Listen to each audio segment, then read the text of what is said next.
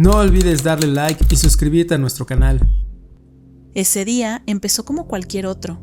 Era un sábado por la tarde y estábamos en casa, relajados después de una semana larga. Los niños estaban en sus cuartos, uno jugando en su consola y el otro leyendo en la cama. Yo estaba en la cocina preparando algo para tomar cuando sonó el timbre.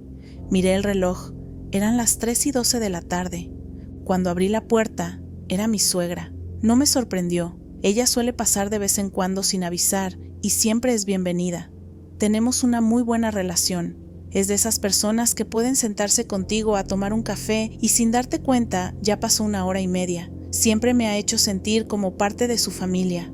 Entró como siempre, con su sonrisa tranquila, su bufanda bordada y una bolsita de galletas en la mano. Me saludó con un beso rápido y me dijo que iba a subir a saludar a los niños. Le dije que adelante, que yo iba por unas tazas para que nos sentáramos a platicar después. Subió las escaleras mientras yo me quedaba organizando la mesa del comedor. Pasaron unos 5 o 6 minutos y me pareció raro que no bajara.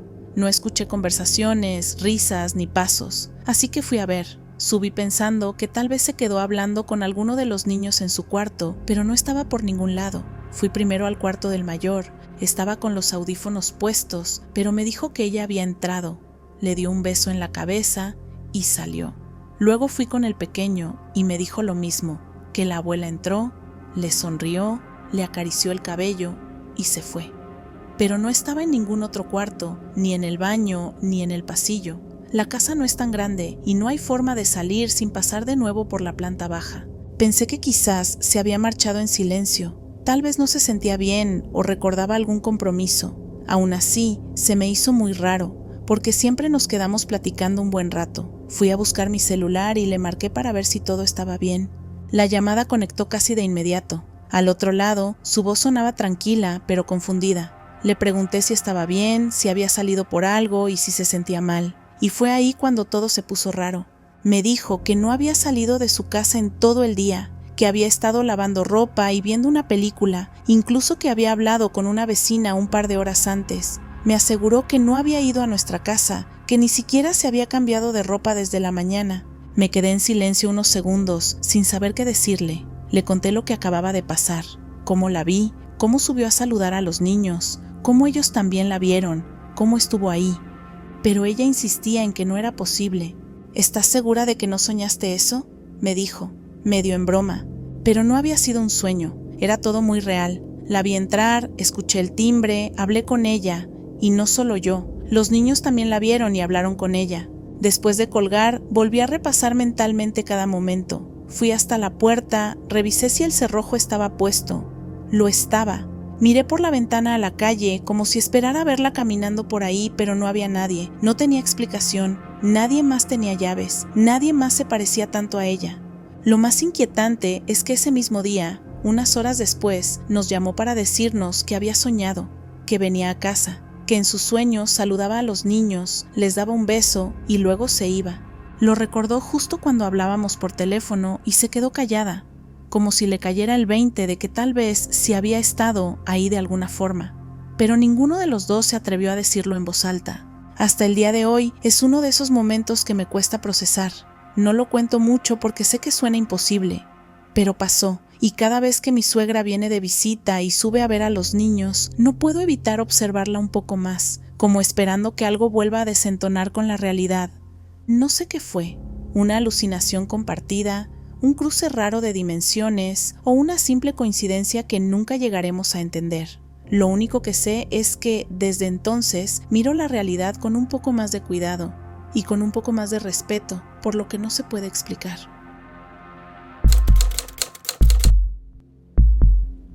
Soy originario de una zona donde no hay muchas atracciones turísticas ni parques de diversiones conocidos, excepto por uno, Six Flags.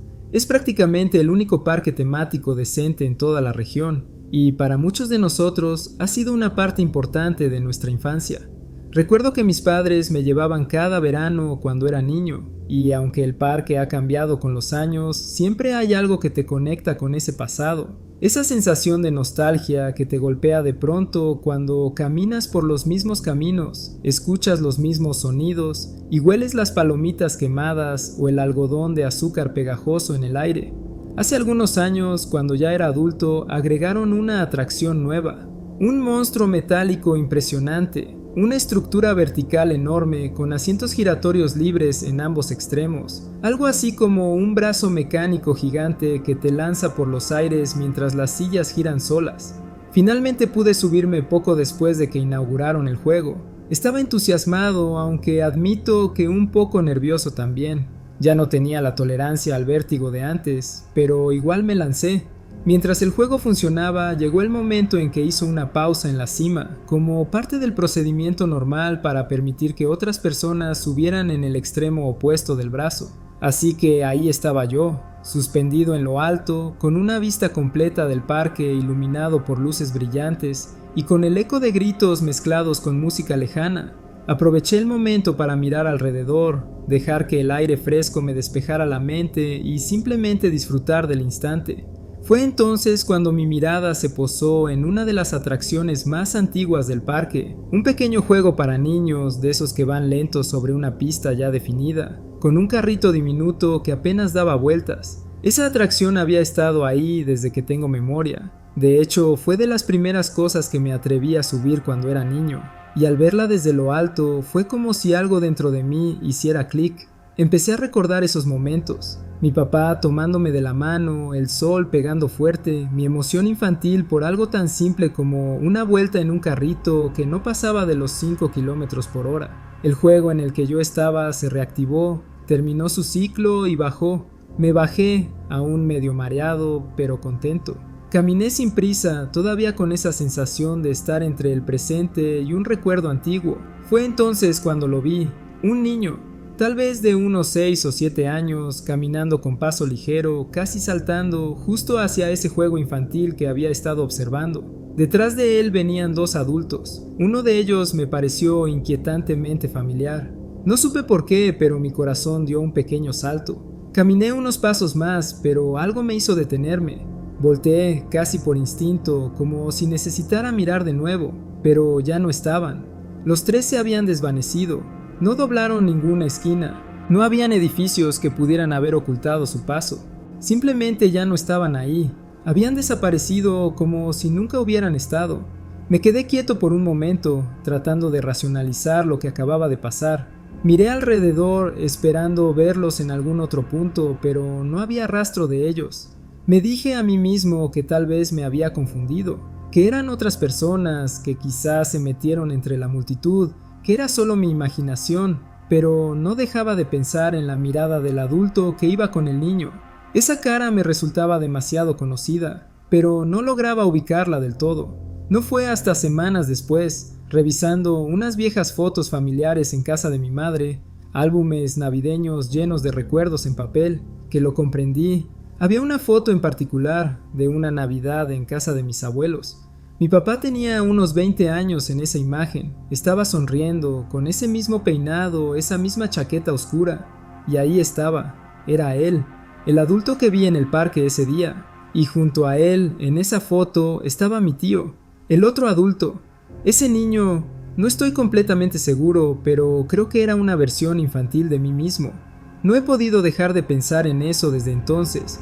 No tengo explicación lógica. No hubo señales, ni voces extrañas, ni portales de luz, ni sonidos misteriosos. Nada sobrenatural en apariencia, solo un momento breve, como un desliz en el tiempo o un recuerdo materializado por error. ¿Fue una ilusión? ¿Una coincidencia? ¿Una manifestación de la memoria jugando conmigo? No lo sé, pero desde entonces, cada vez que paso cerca de ese parque o veo una foto vieja de mi infancia, siento una mezcla extraña de nostalgia y algo parecido al asombro, como si una parte de mí hubiera estado realmente ahí, en 2 tiempos al mismo tiempo, y no tengo forma de probarlo, solo lo recuerdo.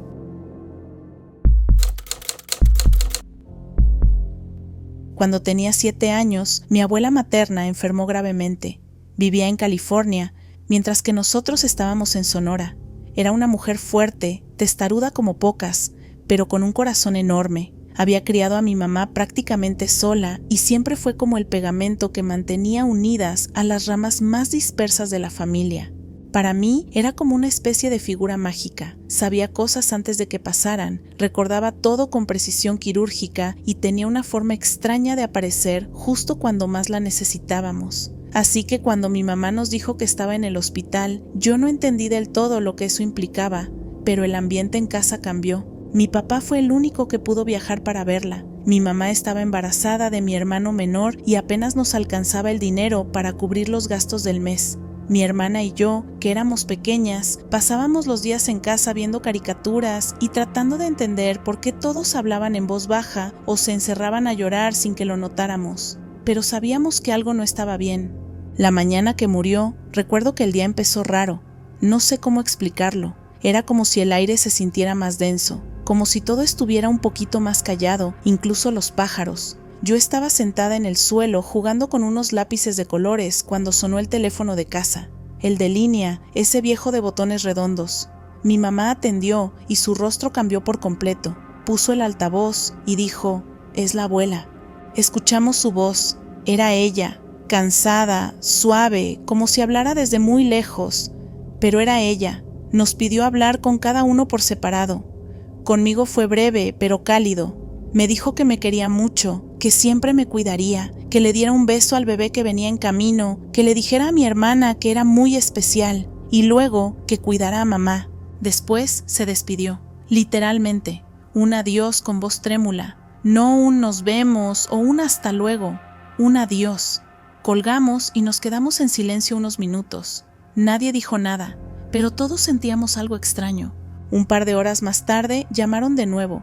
Esta vez era una de mis tías desde el hospital. «La abuela acaba de morir», dijo con la voz entrecortada. Mi mamá se quedó paralizada. Le respondió: «¿Cómo que acaba de morir? Si hace rato hablamos con ella». Y ahí comenzó la parte más desconcertante de todo esto. Mi tía, confundida, le aseguró que eso era imposible, que mi abuela no había despertado en todo el día, que los médicos dijeron que llevaba inconsciente desde la madrugada y que apenas si reaccionaba al tacto. No había forma, según todos allá, de que hubiera llamado por teléfono, mucho menos para hablar con claridad. Pasamos el resto del día intentando darle alguna explicación lógica. ¿Había llamado antes de entrar en coma y la llamada se había retrasado? ¿Había sido un sueño colectivo? ¿Una especie de delirio por el dolor? Pero no, lo recordábamos claramente. Los cuatro, mis palabras con ella, lo que nos dijo a cada uno, nadie lo había imaginado.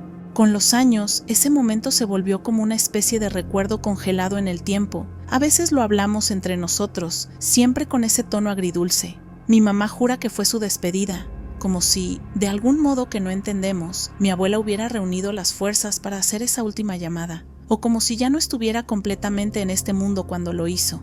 Hoy tengo casi 30 años. A veces, cuando me encuentro en momentos difíciles, pienso en esa llamada, no como una cosa triste, sino como una prueba de que hay cosas que no comprendemos del todo, que quizá el amor de alguna forma puede cruzar los límites del tiempo, la distancia, incluso de la vida, y aunque probablemente nunca sabremos cómo ocurrió realmente, hay algo en mí que nunca ha querido encontrarle una explicación lógica, porque parte de mí, la que aún cree en lo imposible, prefiere pensar que ese día, desde algún lugar más allá del entendimiento, mi abuela encontró la forma de decirnos adiós. Y eso es algo que no se olvida nunca.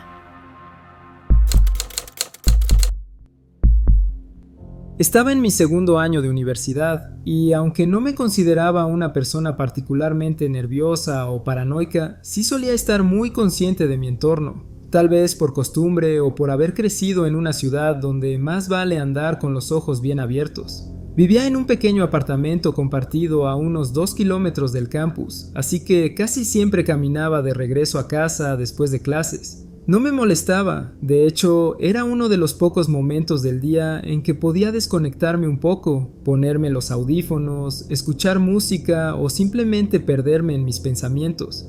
Era una tarde normal entre semana. Recuerdo que hacía buen clima, algo nublado pero agradable, de esas tardes en que no necesitas ni suéter ni gafas de sol. Salí de la facultad como siempre, con mi mochila colgada al hombro y comencé el trayecto de vuelta. Pasé por el centro, saludé a una conocida que trabajaba en una librería de segunda mano y luego seguí hacia el barrio residencial que conecta el centro con mi zona. Todo era rutina, hasta que no lo fue.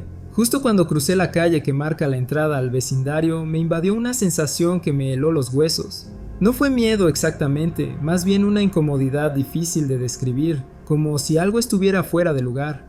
Me quité los audífonos instintivamente y fue entonces cuando lo noté.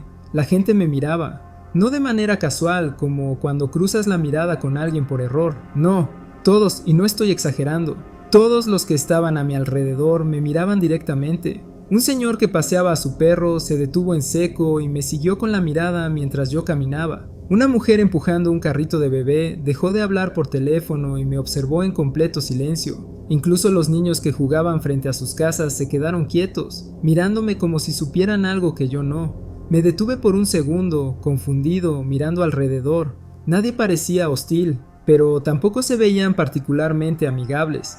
Era como si estuvieran esperando algo. Seguí caminando, tratando de mantener la calma, diciéndome que tal vez era una coincidencia, que quizás tenía algo en la cara o la mochila abierta, pero nada justificaba la intensidad con la que me observaban.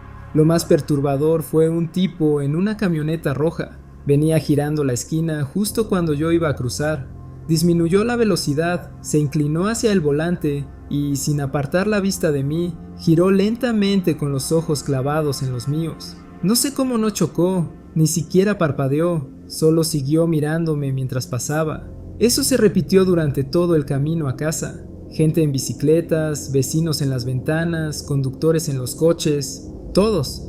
Como si yo fuera el único detalle que no encajaba en ese escenario. Como si estuviera caminando en medio de una obra de teatro y el público se hubiera salido del guión. Cuando por fin llegué a mi apartamento y cerré la puerta, sentí una oleada de alivio y al mismo tiempo una extraña culpa, como si hubiera escapado de algo que no entendía del todo.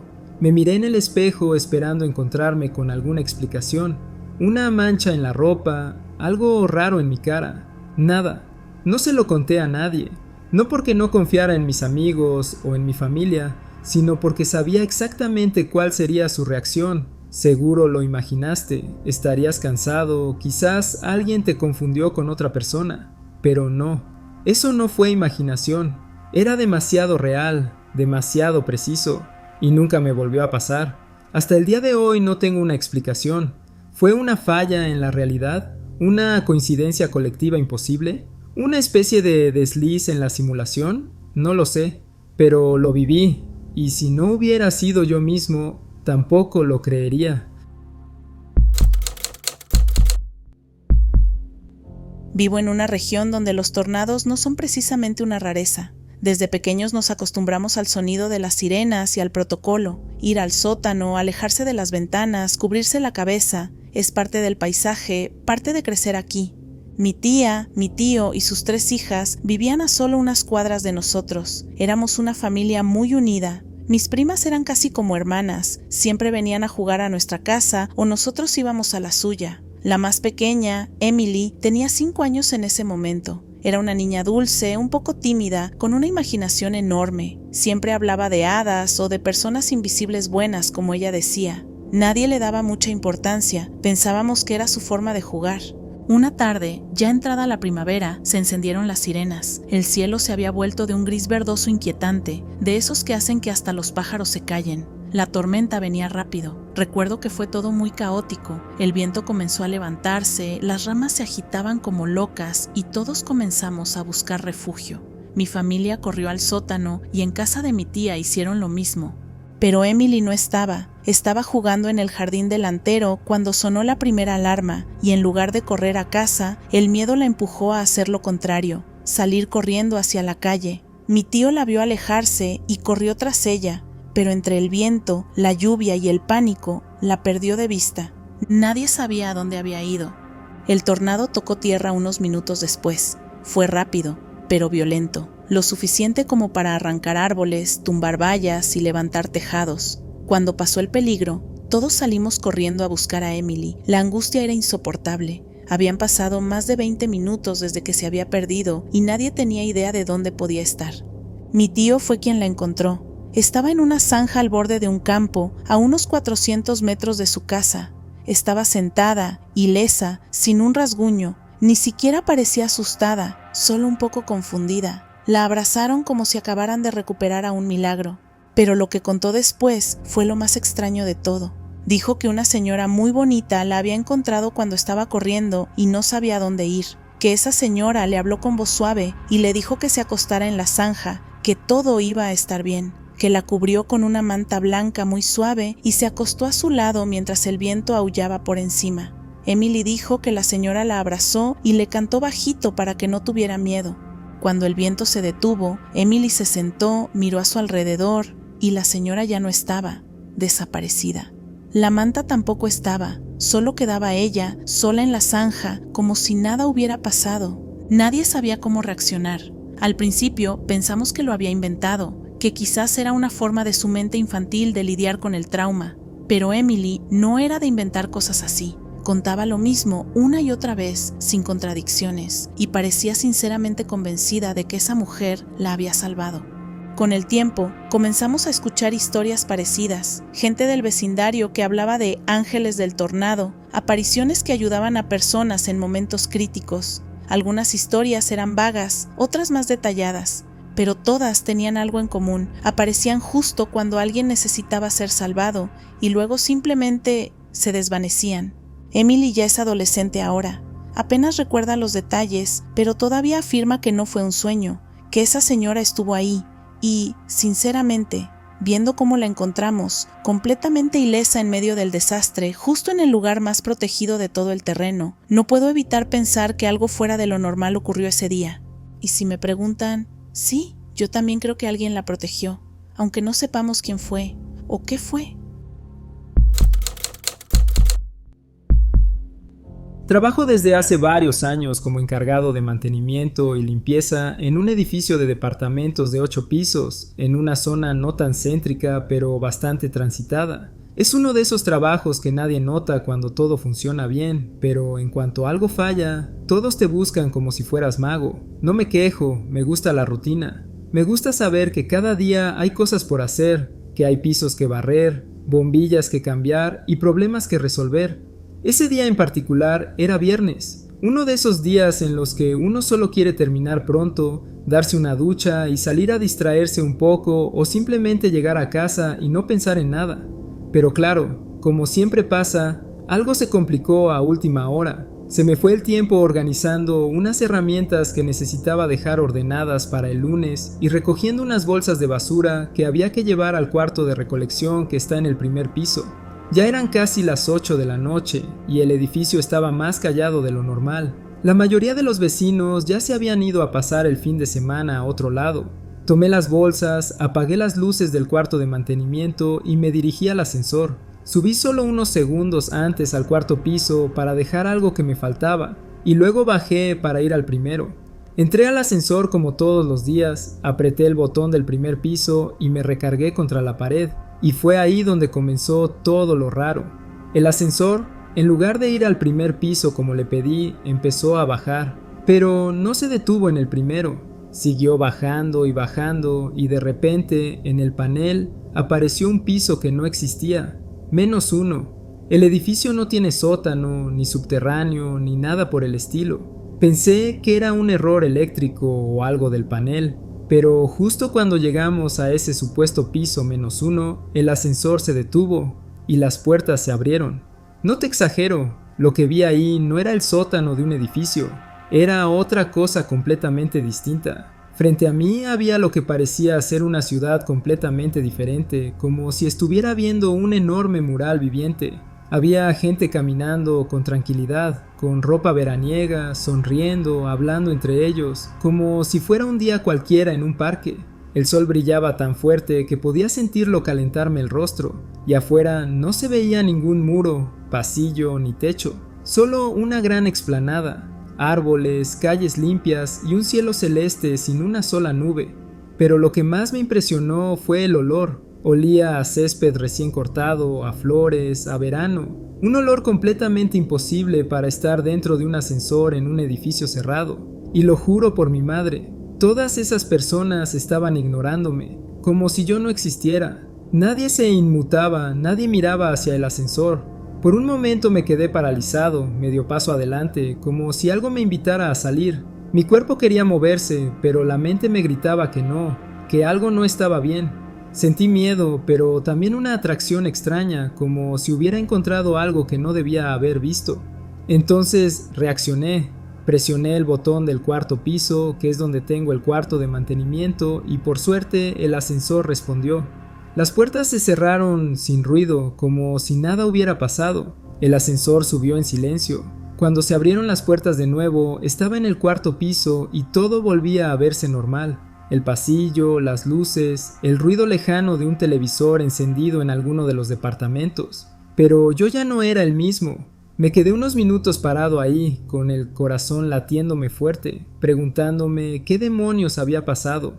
Dejé las bolsas en el pasillo y me senté en una de las sillas de emergencia que hay junto al elevador, respirando hondo. No le conté a nadie por varios días. Pensé que tal vez estaba demasiado cansado o me había quedado dormido de pie, pero no. Lo recuerdo con demasiada claridad. Cada vez que paso frente al ascensor, esa sensación me vuelve.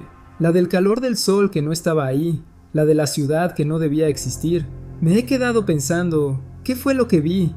¿Era un error del ascensor, de mi mente, o de algo más? ¿Y esa gente? ¿Era otro lugar? ¿O acaso otro mundo? ¿Un universo paralelo al que por unos segundos tuve acceso por accidente? A veces me imagino cómo habría sido todo si hubiera dado un paso fuera. Desde ese día, cada vez que entro a ese ascensor, miro 2 veces los números del panel. Nunca más apareció el piso -1, pero una parte de mí siempre se queda atenta, por si acaso, porque ahora sé que, a veces, la realidad tiene grietas y que hay puertas que no deberían abrirse. Y por más que intento olvidarlo, no puedo dejar de pensar en esa ciudad que no debería estar bajo tierra.